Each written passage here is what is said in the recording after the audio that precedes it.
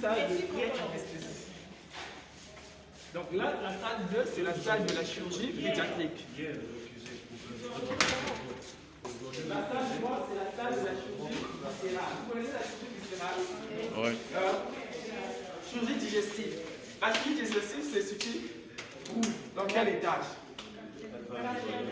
Là, c'est la salle de réveil. C'est bon? Normalement, quand un patient, une patiente sort du bloc dans la salle d'opération, il doit d'abord venir dans la salle de réveil. Donc ça, c'est la salle de réveil.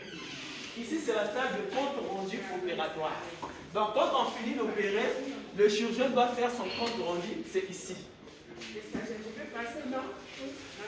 La salle 4. Nous avons l'oreille qui occupe cette salle. La stomato. C'est bon? Là, c'est le bureau des majors anesthésistes. Maintenant, vous voyez cette douane. Vous voyez cette porte qui est une douane. C'est la douane qui sépare la zone de moyenne asepsie, là où nous sommes, à la zone de haute asepsie. Vous voyez, non? Quand on rentre ici, nous sommes dans la zone de haute asepsie. Donc, cette porte doit toujours être fermée. Faites vite, tout ça, ça est dans vos cahiers. Vous avez déjà fait le cours. Là, on a en train seulement des milliers d'outils à l'intérieur. Vous avez ça dans vos cahiers. Donc, ici, nous avons la salle 5. C'est la traumatologie qui occupe cette salle, la salle 5, traumatologie. Nous avons la salle 6. C'est l'ophtalmologie qui occupe cette salle. Et parfois la neurochirurgie. Et la salle 7, c'est la salle de neurochirurgie. Maintenant, quand vous allez rentrer dans chaque salle, de l'autre côté, nous avons un guichet. Dans toutes les salles, il y a un guichet. Le guichet permet de faire sortir tout ce qui est sale. Tout ce qu'on a utilisé, ça doit sortir de l'autre côté. Ça ne peut pas venir ici. Là, nous sommes dans une zone haute asepsie, zone moyenne asepsie. Donc, tout ce qu'on fait dans les salles, qui est, excusez-moi la psychologie, qui est sale, ça doit sortir de l'autre côté. Ça ne peut pas sortir comme ça. Donc c'est pour ça que je vous ai dit, le bloc opératoire c'est comme l'hôtel corps. Il y a des panneaux, il y a des sens qu'il faut respecter. Donc le sens, comme ça là, c'est un sens interdit. Donc tout ce qui est là-bas, on finit d'opérer, tout ce qui est sale là, ça doit sortir de l'autre côté. C'est bon? Le bloc opératoire c'est comme la bouche. Quand tu le manges, ça il sort même pas. Vous avez compris? Maintenant, on rentre dans la salle, vous allez voir comment ça se passe.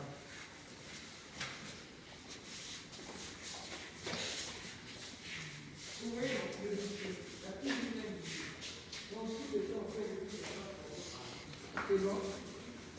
On va. Il faut être rapide, vite, parce que vous allez rentrer dans les salles. On va.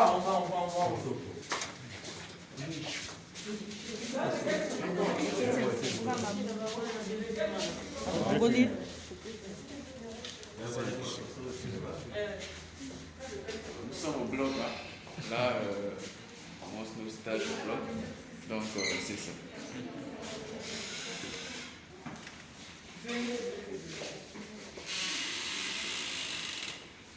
Attends, Oui. je peux avoir la tête.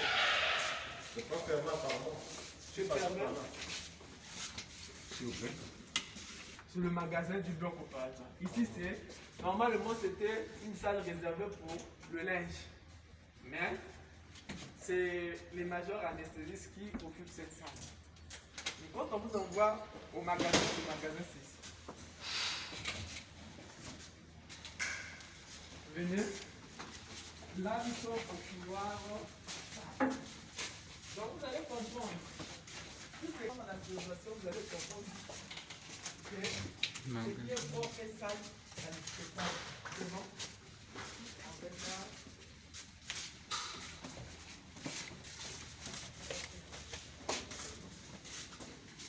Ici, c'est le pan. Il y a toujours un guichet. Donc, vous voyez, non? Il y a aussi une poubelle qu'on a mis un baquet pour mettre la poubelle. On met la poubelle, on fait sortir les instruments. On vient ici pour le lavage. Les instruments, on fait le conditionnement, tout on finit. Là, nous sommes dans le couloir salle. Les déchets que on fait, c'est sur les déchets là, vous avez Oui, dans cette poubelle. Après, il y a les bons cadres qui sont là, qui vont aller vider. Donc, les linges sales, on les met ici. Après, on achemine ça à la buanderie. Venez, venez, venez, venez. Ce sont les guichets. Chaque salle a son guichet. Je vais bien noter.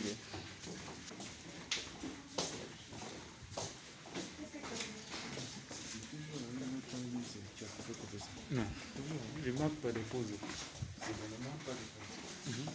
Ça continue. Faites vie. Pourquoi vous traînez? Faites vie. Donc, quand on finit une intervention chirurgicale, on fait passer tout ce qui est ça de l'autre côté et les pinces aussi. On va là où on était, à l'endroit du dispositif de lavage, on nettoie les pinces. Normalement, on doit amener ça ici pour mettre ici. Et son charge, on les met et on appuie, ça descend à la stérilisation. Vous voyez, non? C'est deux couloirs qui ne se croisent pas. Là-bas, monte, charge, descend, charge. Vous voyez, non? Monte, ça monte, descend, ça descend. Est-ce que vous avez compris le circuit du personnel? Donc,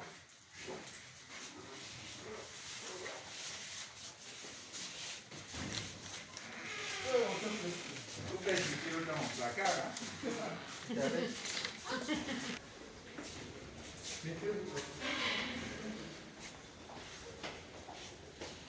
avancez, avancez.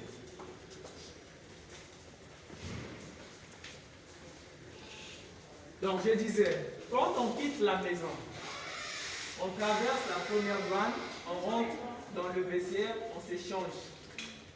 Première des choses, ce que je veux faire, c'est de venir. Il est de l'autre côté. La première des choses, ce que je veux faire, c'est de venir ici. Madame, pourquoi vous marchez en l'envers? La première des choses, ce que je veux faire, c'est ici. Quand je rentre, je traverse la première douane. Je rentre dans le vestiaire là. Si je suis homme, je rentre dans le vestiaire homme. Si je suis femme, je rentre dans le vestiaire femme. Je m'échange du même à vous. La première des choses que je vais faire, c'est de venir ici. Je vais voir lire le tableau. On a écrit programme opératoire. Aujourd'hui, nous sommes le 26 juin 2020. Je vais voir là où le 23 juin 2020. Donc ici, première colonne, on écrit les noms des penseurs.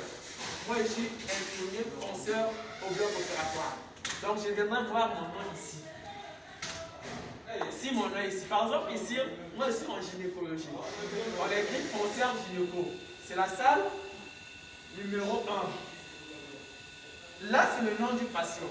On a écrit Mayonda exaucé, l'âge. L'acte qu'elle va bénéficier, c'est une tumorectomie du sein gauche. Ici, on met le nom des chirurgiens, docteur Boambo, docteur Gabelé, tout. Et là, c'est le nom des anesthésistes. Vous voyez, non? Donc, je viens consulter le tableau.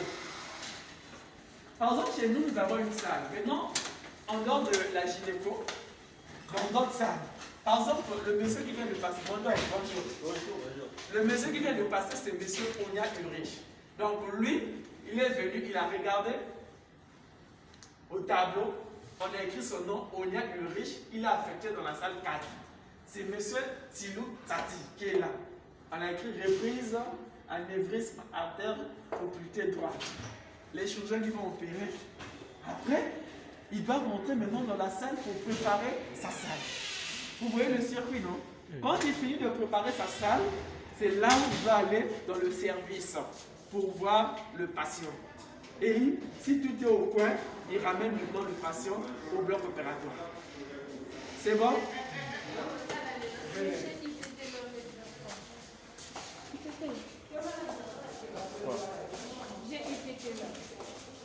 Gastro.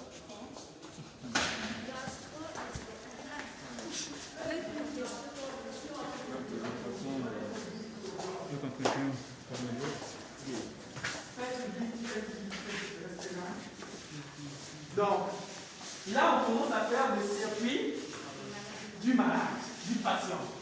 Quand le patient quitte le service, il a franchi la première douane et il rentre dans le couloir commun. Ensuite, il rentre ici dans la salle de réception. C'est ici dans la salle de réception là où on va vérifier si tout est au point. Il est venu avec un lit ou bien un chariot. On doit le faire rentrer maintenant ici, dans la salle de transfert. C'est ici. Normalement, le change doit se faire ici. Le change doit se faire ici, dans la salle de transfert.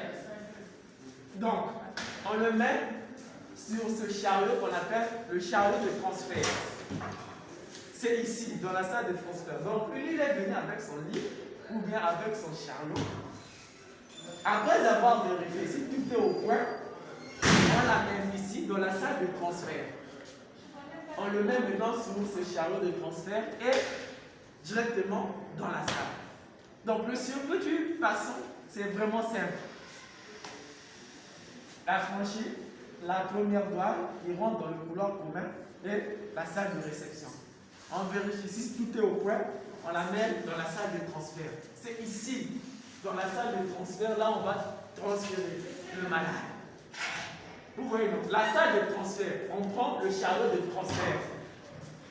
Il est strictement interdit de prendre le malade avec son lit et avec son chariot qui revient du service pour rentrer dans la salle d'opération.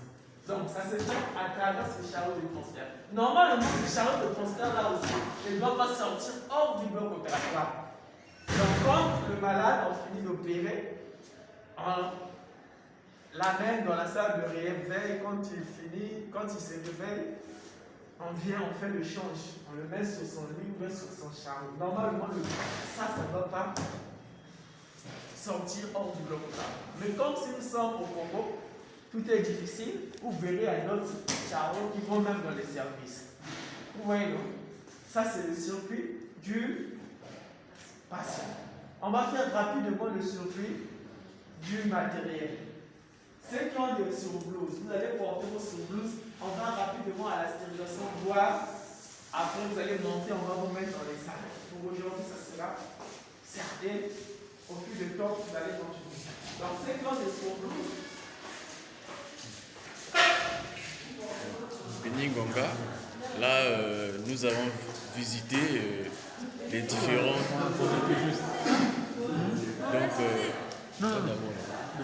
Donc là nous avons visité les différentes branches qui constituent, enfin les différentes salles et les différents circuits qui constituent le bloc opératoire.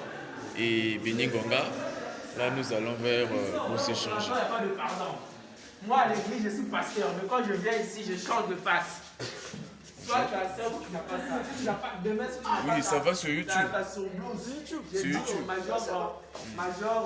a une chaîne YouTube. Je vais dire au major, ils vont dire au major du rêve de ne pas vous recevoir. Il faut avoir vos surblouses pour sortir hors du bloc opératoire. Pour aujourd'hui, je vous pardonne, mais demain, je vais dire ça à des collègues. Donc, si tu n'as pas une surblouse, tu restes à la maison. Là, Ici, à peu près. parce que nous sortions hors des locaux du bloc opératoire pour aller vers la stérilisation. Et il est... Bonjour les gars. Bonjour Major. Donc nous sortions ici vers dans les locaux pour aller à l'extérieur à la stérilisation. Et il est dorénavant très important d'avoir une surblouse.